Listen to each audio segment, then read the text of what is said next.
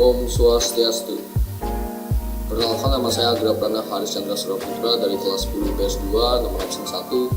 Di sini saya akan menjelaskan tentang makalah sosiologi saya yang berjudul Gejala Sosial Berkaitan dengan Heterogenitas Sosial.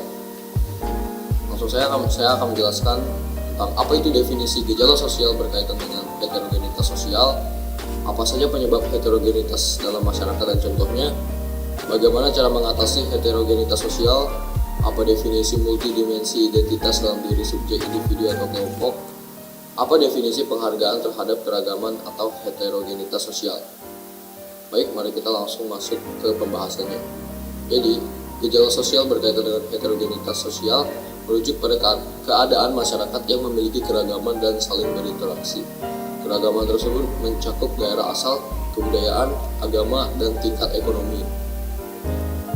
Kemudian, perbedaan sosial yang menyebabkan heterogenitas dalam masyarakat. Jadi, heterogenitas dalam masyarakat disebabkan oleh adanya perbedaan sosial. Selain itu, proses mobilitas sosial dalam masyarakat mendorong terjadinya heterogenitas. Interaksi dalam masyarakat heterogen menimbulkan gejala sosial.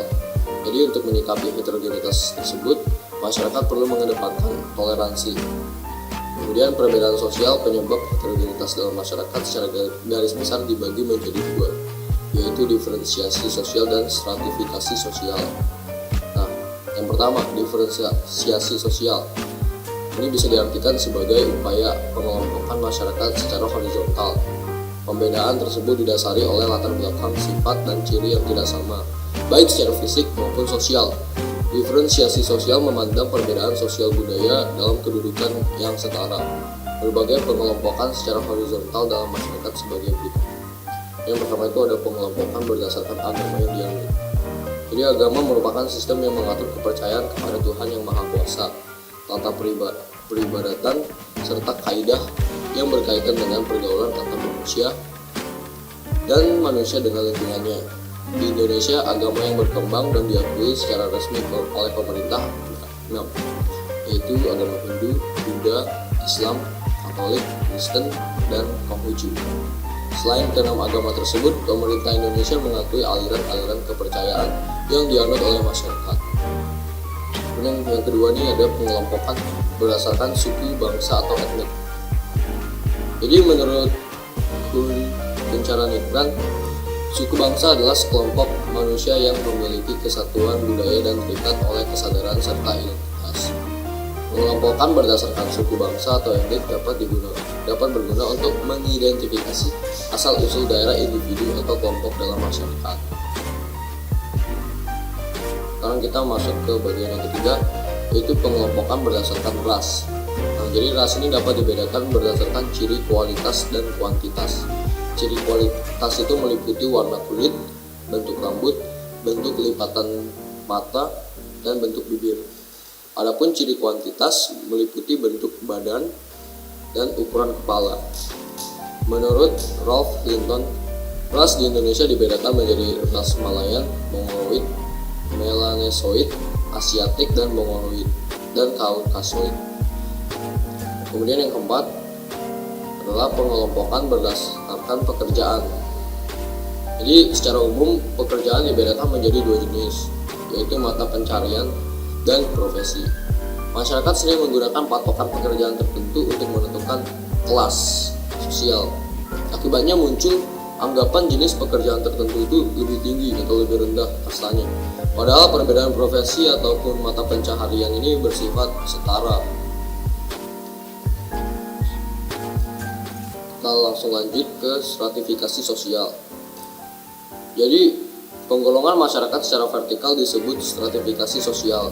Stratifikasi sosial merupakan penggolongan masyarakat dalam kelompok tertentu secara bertingkat. Penggolongan seseorang dalam kelas tertentu didasarkan pada kriteria-kriteria khusus.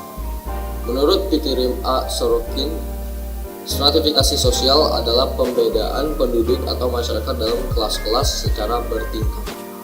Stratifikasi sosial didasari beberapa kriteria seperti kekayaan, kekuasaan, kehormatan, dan ilmu pengetahuan.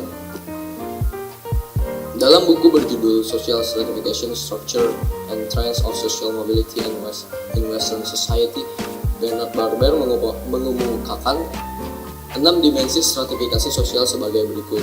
Yang pertama itu adalah jabatan atau pekerjaannya, occupational prestige. Yang kedua, ranking dalam wewenang dan kekuasaan, authority and power rankings. Yang ketiga, pendapatan atau kekayaan, income or wealth. Yang keempat, pendidikan atau pengetahuan, educational or knowledge. Yang kelima adalah kesucian beragama atau pemimpin keagamaan, religious or ritual purity. Dan yang keenam adalah kedudukan kerabat dan kedudukan dalam suku bangsa, kinship and ethnic group rankings. Nah, stratifikasi sosial dalam masyarakat bersifat terbuka, open social stratification, atau tertutup, closed social stratification, dan campuran. Penjelasan mengenai sifat stratifikasi sosial adalah sebagai berikut. Yang pertama itu stratifikasi sosial yang terbuka. Dalam stratifikasi sosial terbuka, setiap anggota mempunyai kesempatan yang sama untuk naik ke lapisan sosial yang lebih tinggi atau turun ke lapisan sosial yang lebih rendah. Kemudian yang kedua, stratifikasi sosial tertutup. Dalam stratifikasi sosial tertutup, seseorang tidak dapat berpindah dari suatu lapisan sosial ke lapisan sosial lainnya.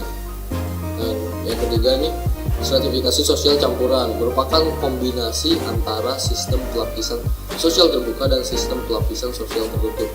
Sistem stratifikasi sosial campuran membatasi kemungkinan perpindahan lapisan sosial, tetapi juga memilihkan perpindahan lapisan sosial pada bidang tertentu. Sebagai contoh, sistem pelapisan sosial masyarakat Hindu di Bali. Jadi masyarakat Hindu di Bali ini menerapkan stratifikasi sosial tertutup melalui kasta. Tetapi secara ekonomi masyarakat menerapkan sistem stratifikasi sosial terbuka. Baik, itu dia sekian dari saya. Mohon maaf bila ada salah kata, baik yang disengaja maupun yang tidak sengaja. Selanjutnya akan disampaikan oleh teman saya Jody. Saya tutup dengan Parma Santi. Om Santi Santi Santi.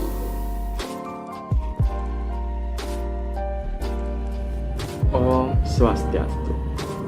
Perkenalkan, nama saya Paning Komando Jody Wiranata, nomor absen 31 dari kelas 10 IPS 2. Pada video kali ini saya akan menjelaskan mengenai bagaimana cara mengatasi heterogenitas sosial, apa definisi multidimensi identitas dalam diri subjek, individu ataupun kelompok, dan yang ketiga, apa definisi penghargaan terhadap keragaman atau heterogenitas sosial.